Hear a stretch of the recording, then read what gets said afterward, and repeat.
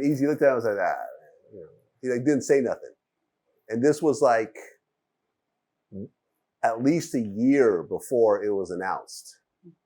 Wow. Which basically made him think that Eazy knew he had it for a long time.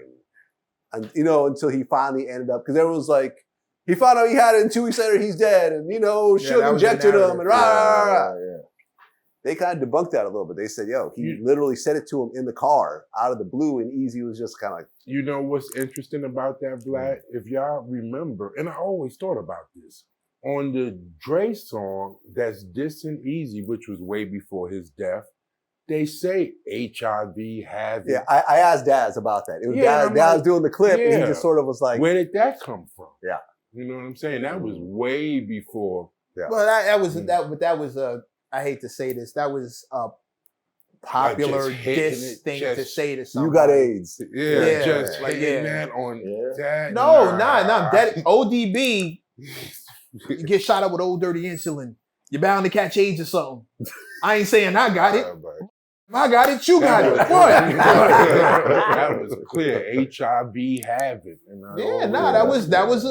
That was an insult. That was a diss back then. It's like calling somebody broke. You know who ODB got his style from?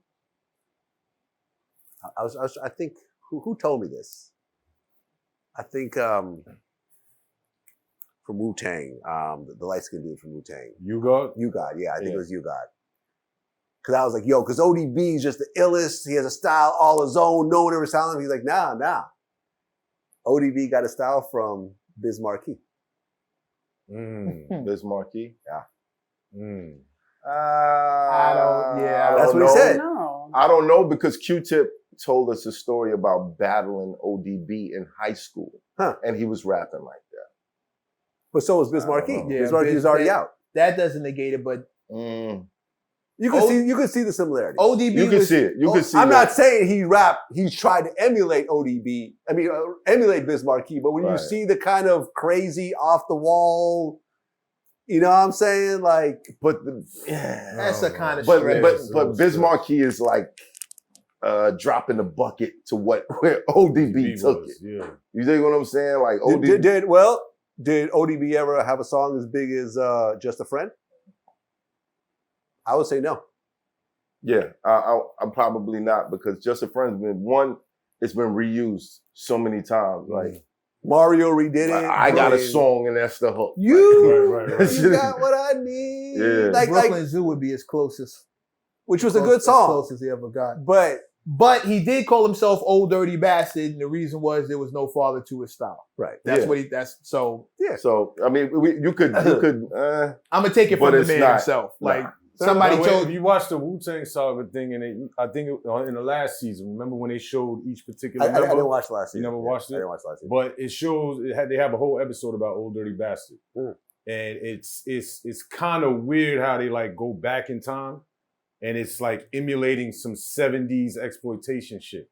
And saying, and RZA basically projecting how ODB always looked at the Dolomites, Superfly, all of that stuff. And then he used Richard Pryor's antics on stage. I can see that. Yeah. Very much so. Like he took pieces from different things that came up around him to make his style. Yeah. Shout out to Fred Williamson, who I just interviewed. Interview's out. Y'all know who this is? Yeah. Fred the Hammer Williamson, who played in Super Bowl I. Yep. One. It wasn't even called the Super Bowl then. Talk your shit, Vlad. It's called the NFL AFL championship game. It had to retroactively be called Super Bowl I. Right. Black Caesar, 3 the hard way, who's 85 years old, who looks great, talks great, totally lucid, sharp. We should all be so lucky. 85. To be like, what's the secret? I know you. I asked him this. He said, "I don't give a fuck. I just don't give a fuck."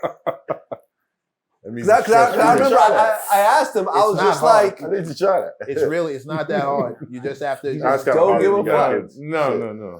It's kind of hard. With chill, you're almost there, man. Almost there. Oh yeah, that parking lot situation. Woo! I was almost there.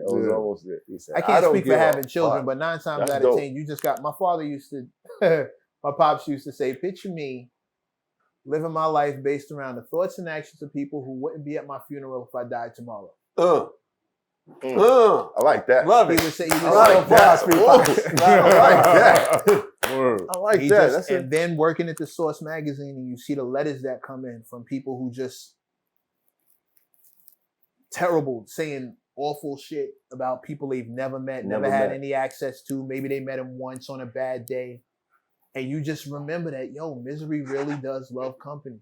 Yeah. And if you're running around caring about these people who don't really care about you, You go crazy.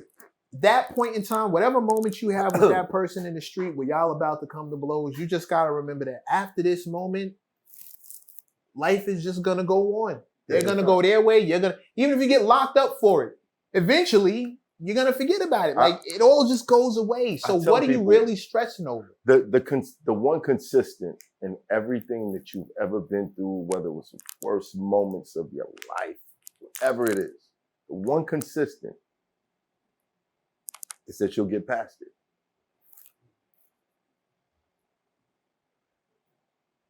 Do the math. Only focus on things you can control. Which is all an inside job. Yeah. Which is why not stressing about things is so important. It starts.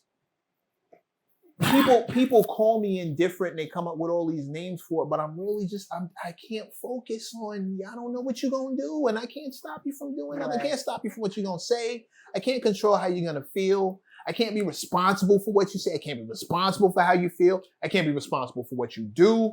All of that is up to you. I can only control what I'm doing. So when you ask me why I don't read the comment section, I didn't ask you that. no, And nobody asked you. Nobody asked you. You 100%. Nobody said that the whole episode. You 100% He's bringing it back. Your monologue. You 100% have gotten. Yo, MECC, you monologue like the bad guys on Batman, bro. You like Alfred. That's Alfred right there. No, you ain't talking about me running speeches. Wait a minute. First of all, Chasity just fucked up my ending. I had the perfect ending. She hasn't said shit this whole time. And then she starts talking right after the perfect ending. Like just crushed it. True. I'm new The in one the chair. consistent. Boom. And she's like, I'm new in the chair. Stay focused on that. What? Yeah, No, Mike, I love was this just show. saying to control only the things you can control. I didn't know you had an ending. Okay, that was it though. You gotta master the timing. If you're gonna be in the I am. chair, you gotta master the timing. When you hear something like that, it's like, the ending, there it is. It's hot for trapper turn smack rapper. Only smack rapper that you know is smack rappers. Got bars I can hang with the backpackers. Trap star, I don't hang with the backpackers. I'm in the hood with the work you heard. Making fiends leave earth you heard. Got your baby mama thirst you heard. Feel the flow, nigga, throw it in reverse. This the wave you need to surf you heard.